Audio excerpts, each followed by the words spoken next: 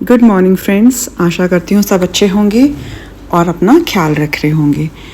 आज का व्लॉग शुरू हो रहा है सुबह के टाइम से और आज बहुत ही प्यारी हवा चल रही है।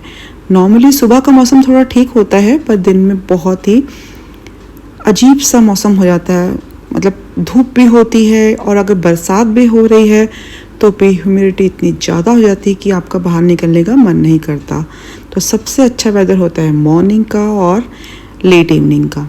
तो मॉर्निंग बज रहे हैं 8 और बहुत ही अच्छी हवा चल रही है। थोड़ी देर बालकनी में घूमने का मन है, थोड़ा सा टाइम अपने आप को देने का है। उसके बाद तो डेली रूटीन में इतने बिजी हो जाएंगे फिर आपके पास टाइम नहीं रहता। तो सुबह उठ के थोड़ा सा नेचर से बात करते हैं, नेचर में अपना टाइम स्पेंड करते हैं थोड़ी देर के लिए और उसके बाद चलेंगे अपने डेली रूटीन में।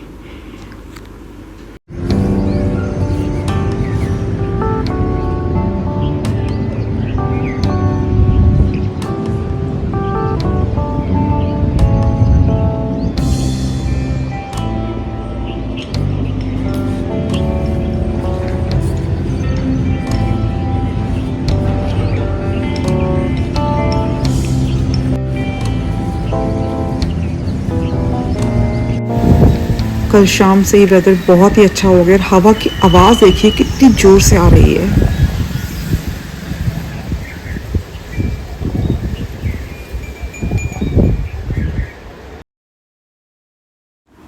लंच टाइम होने वाला है और चलो आज का लंच टाइम का कुछ बनाते हैं।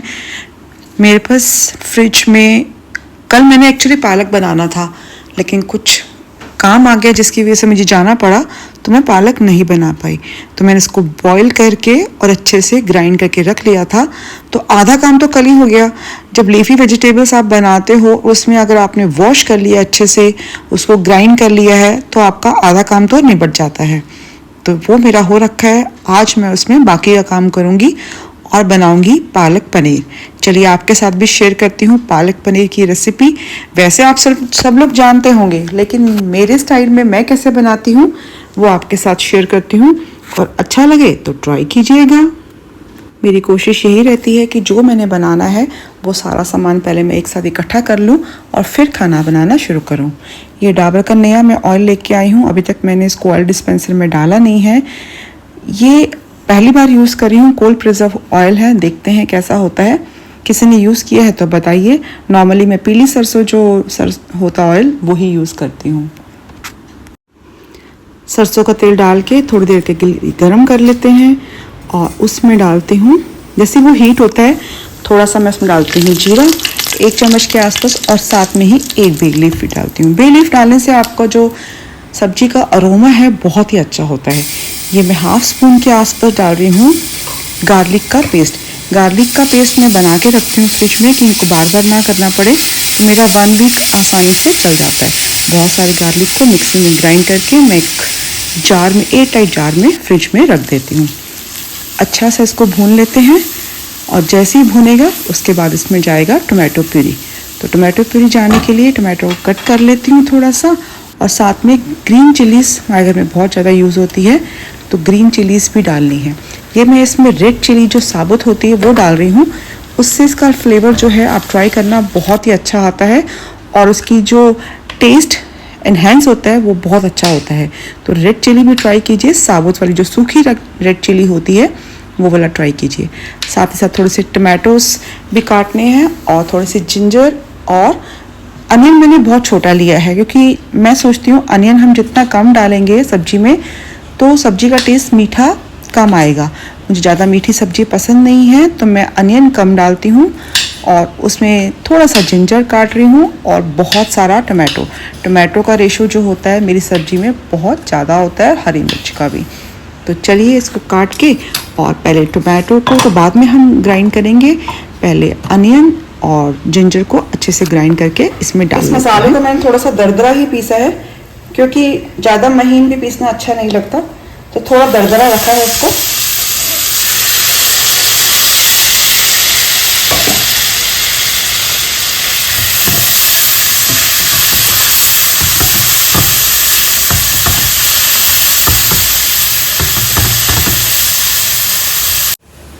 जब तक वो मसाला थोड़ा सा फ्राई हो रहा है, भुन रहा है, तब तक टोमेटो की ग्रेवी बना लेते हैं। कई लोग हरी मिर्च को साबुत भी डाल लेते हैं फ्राई करके उसमें। मैं इसको टोमेटो की ग्रेवी में ही साथ में ग्राइंड कर दूंगी ताकि उसका जो फ्लेवर होगा वो पूरी सब्जी में ही आ जाएगा। इन बिटवीन मुझे थोड़ी सी हींग डालनी है। हींग का फ्लेवर बहुत अच्छा होता है और इसमें डालनी भी चाहिए। जितनी भी ग्रीन लीफी जो वेजिटेबल्स होती हैं उनमें आप ट्राई कीजिए कि आप हींग का जो रेशो है थोड़ा सा ठीक रखिए। चलिए प्यूरी बन गई है और अब इसमें डालते हैं सारे मसाले। वैसे तो आप पैन में भी सारे मसाले डाल सकते हैं कि मोस्टली लोग जो है पैन में ही मसाले डालते हैं, पर मेरा मानना है कि अगर हम पैन में डालेंगे तो कुछ मसाले जो हैं जल जाते हैं। आपकी फ्लेम हाई भी हो सकती है, लो में भी जल जाते हैं, रेड चिली जल जाती है। तो मैं कोशिश करती हूँ टोमेटो प्यूरी में ही सारे बेसिक मसाले, जैसे मैंने ग्रीन चिली तो पहले ही डाल दी थी प्यूरी के अंदर, रेड चिली थोड़ी सी डाली है कलर के लिए, थोड़ी सी पिंक सॉल्ट, मैं नॉर्मल सॉल्ट नहीं यूज़ करती, थोड़ा सा पिंक सॉल्ट डाला है, थोड़ा सा मैंने इसमें धनिया पाउडर डाला है और जीरा मैंने पहले साबुत डाला हुआ था इसलिए थोड़ा सा जीरा पाउडर भी डाला है। आप ये देखेंगे हल्दी मैं खोल रही हूँ। नॉर्मली मैं पैकेट की हल्दी यूज़ करती हूँ, किसी ब्रांड की, मोस्टली टाटा संपन्न का सामान आता है। लेकिन जब मैं पिछली बार घूमने गई थी देवप्रयाग ऋषिकेश, तो वहाँ पर पहाड़ी इलाके में ये हल्दी और बहुत सारी चीज़ें वो लोग बेच रहे थे। तो हम सब ने मिल के प्लान किया, जब इसका देखा इसकी खुशबू बहुत अच्छी आ रही है और उन लोगों ने कन्विंस किया कि ये हल्दी बहुत अच्छी होती है। तो फर्स्ट टाइम मैं ऐसे लूज़ हल्दी वहाँ से लेके आई हूँ और फर्स्ट टाइम इसको ट्राई कर रही हूँ। देखती हूँ कलर कैसा आता है। और उसके बाद ये सब आप जब मसाले सब डाल लेंगे इसमें तो अच्छे से इसको मिक्स कर लीजिए प्यूरी को। और अब इसको आप डाल दीजिए सारा मसालों के बीच में। इससे क्या होगा कि आपका मसाला जलता नहीं, क्योंकि कई बार क्या होता है लाल मिर्च आप डालते हो ना तो उसमें जलने लगती है। तो मैं कोशिश करती हूँ ग्रेवी में ही सारे मसाले ऐड कर दूँ और इसमें डाल दूँ।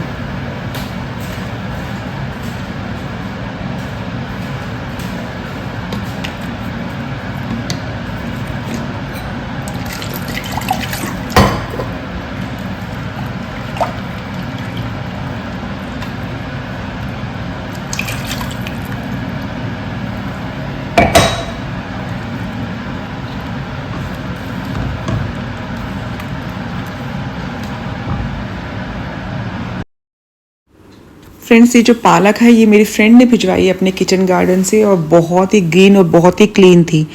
तो ये जब आई थी तो इसमें से ज़्यादा मिट्टी भी नॉर्मली नहीं निकली। बाहर से जब हम पालक खरीदते हैं उसमें बहुत सारी मिट्टी निकलती है।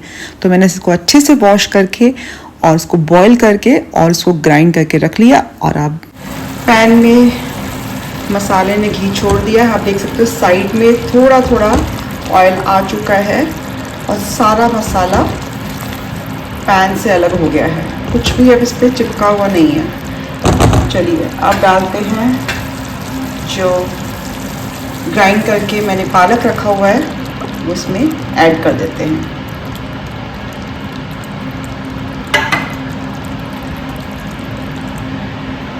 फ्रेंड्स, जब हम पालक बनाते हैं ना ऐसे, तो अब 2 मिनट के बाद ये पालक ना छींटे मारना शुरू कर देगा, मतलब उछल उछल के ना पंपिंग करेगा बाहर को।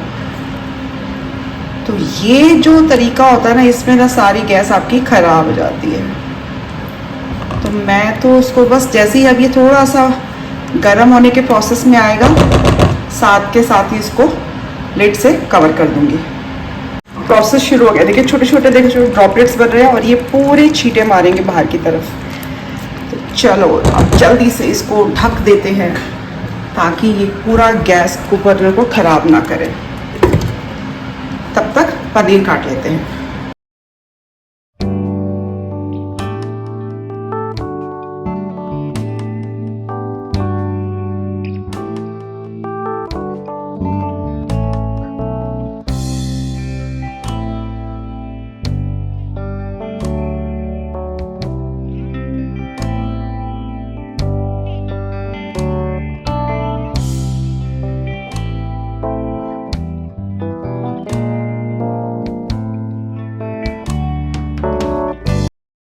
पालक को ना पकने में ज़्यादा टाइम नहीं लगता क्योंकि ऑलरेडी वो बॉइल्ड होती है। तो 5 मिनट हुए जब तक मैंने पनीर काटा, पालक जो है पक चुकी है। और अब इसमें साथ साथ पनीर डाल देते हैं जो मैंने काटा है।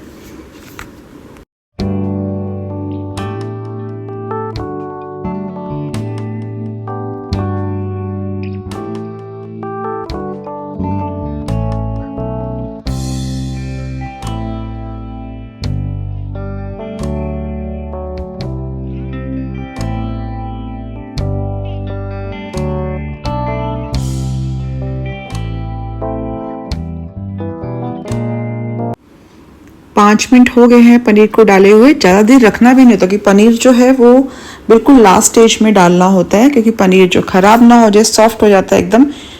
अब बस 3 से 4 मिनट आप रखिए, इसको हिला दीजिए अच्छे से।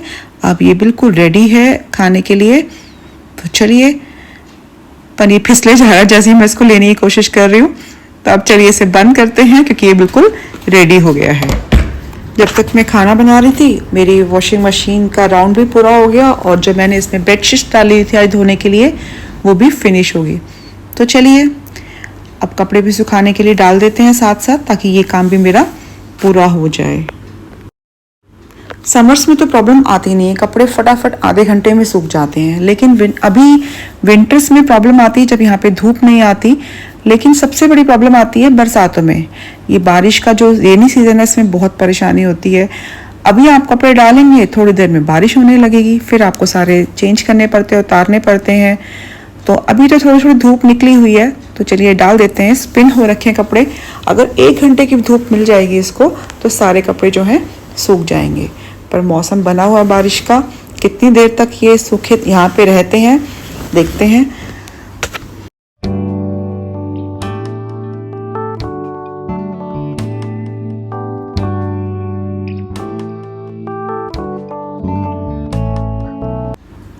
मैं आपको दिखाती हूँ कि मेरे किचन गार्डन में कि जो तुलसी के लीव्स हैं ना, वो ऊपर से ना देखो खराब हो रहे हैं। नॉर्मली ऐसा नहीं होता है, बहुत बड़े बड़े लीव्स आते हैं।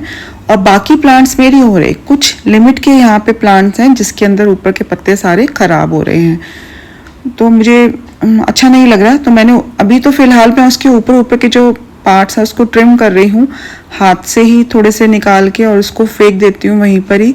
डस्टबिन में तो नहीं डाल सकते तुलसी के प्लांट्स को। लेकिन ये क्यों हो रहे हैं, तो मैंने किसी से पता किया है। वो कह रहे हैं कि ऑनलाइन इसकी मेडिसिन आती है एक, पर मुझे ऑर्गेनिक चीज़ यूज़ करनी है, तो मैं घर पे ही बनाऊंगी। तो कल मैं इसका स्प्रे बनाऊंगी जो इसके ऊपर डालूंगी। उसके बाद होप करती हूँ कि ये पत्ते बिल्कुल ठीक हो जाएंगे। आगे देखती हूँ। और ये देखो, मेरे ब्रिंजल के प्लांट में छोटा सा एक बैंगन आ गया है, और आगे एक और लगा हुआ है जिसमें थोड़ा बड़ा आ गया है। एक्चुअली पीछे वाले प्लांट से मैंने एक तोड़ भी लिया, जो बड़ा इतना ही बड़ा था वो मैंने तोड़ लिया पीछे वाले प्लांट से, इसलिए वहाँ पे एक छोटा सा ही अब रह गया है। अब ये बड़ा हो गया तो इसको भी मैं तोड़ के यूज़ कर लूँ। दोपहर तक का काम हो गया है, और अब जब सब लोग आएंगे, बच्चे आएंगे कॉलेज से और हस्बैंड आएंगे ऑफिस से, तब आगे का प्रोसेस स्टार्ट होगा। रोटी बनाई जाएगी और उसके बाद शाम का प्रोसेस। ये व्लॉग बनाने का सिर्फ पर्पस ये है कि कुछ आपके साथ शेयर कर सकूं और कुछ आपको दिखा सकूं। अगर आपको थोड़ा सा अच्छा लग रहा है तो सब्सक्राइब ज़रूर कीजिए। कुछ नया नया लेके आएंगे, रोज़ डेली का रूटीन भी दिखाऊंगी आपको कि क्या है मेरा। अकेले जब बच्चे छोटे होते हैं उनके साथ टाइम कट जाता है, और अगर आपकी जॉइंट फैमिली है, बड़े हैं घर में, तो भी टाइम कट जाता है। जो न्यूक्लियर फैमिलीज़ होती है उसमें बच्चे, आजकल मोस्टली सबके न्यूक्लियर फैमिलीज़ हैं, तो बच्चे अगर चले गए पढ़ने के लिए हायर स्टडीज़ में, और हस्बैंड आपके ऑफिस चले गए, और आप होम मेकर हैं, तो आप अपना टाइम कैसे स्पेंड करते हैं। तो आप कमेंट में बताइए कि आप अपना टाइम स्पेंड कैसे करते हैं, ताकि मैं कोशिश करती हूँ अपना टाइम जो है यूटिलाइज़ कर सकूँ बहुत सारी चीज़ों में। लेकिन फिर भी कभी कभी लगता है कि थोड़ा सा टाइम अभी है जिसको और यूटिलाइज़ भी कर सकते हैं। तो कैसे यूटिलाइज़ करना चाहिए आप शेयर कीजिए मेरे साथ व्लॉग में बने रहिए। मैं आपको कुछ रूटीन्स दिखाऊंगी अपने डेली रोज के, और अगर आपको कुछ लगता है कि मुझे बताना है या मेरे से शेयर करना है तो कमेंट भी कीजिए, लाइक कीजिए, सब्सक्राइब कीजिए। और कल मिलती हूँ मैं आपके साथ नए व्लॉग के साथ। Thank you and bye bye.